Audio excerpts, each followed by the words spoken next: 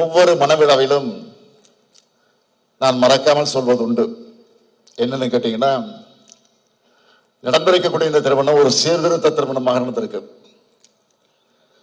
இது போன்ற ஒரு சீர்திருத்த திருமணம் 1967க்கு முன்பு நடைபெறும் என்று சொன்னால் அந்த திருமணம் சட்டப்படி செல்லுபடியாக அங்கீகாரத்தை அன்றைக்கு நாம் பெற்றிருக்கவில்லை. ஆனால் 67ஆம் ஆண்டு தமிழ்நாட்டில் நடைபெற்ற தேர்தலில் திராவிட முன்னேற்ற கழகம் வெற்றி பெற்று அறிஞர் அண்ணா முதலமைச்சராக பொறுப்பேற்றுக் கொண்டு முதலமைச்சராக சட்டமன்றத்துக்குள்ளே நுழைந்து அண்ணா அவர்கள் முதல் தீர்மானமாக கொண்டு வந்து நிறைவேற்றிய தீர்மானம் என்ன என்று கேட்டால், சீர்திருத்த திருமணங்கள் அனைத்தும் சட்டப்படி செல்லுபடியாக என்ற தீர்மானத்தை கொண்டு வந்து நிறைவேற்றினார். ஆகவே இன்றைக்கு நடைபெற்றிருக்கக்கூடிய திருமணம் சட்டப்படி முறைப்படி செல்லுபடியாக அங்கீகாரத்தோடு நடந்தேறி இருக்கிறது.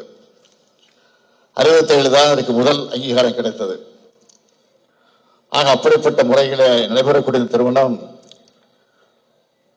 நாமெல்லாம் மகிழ்த்தக்கூடிய வகையில இந்த திருமணம் வந்திருக்கிறது.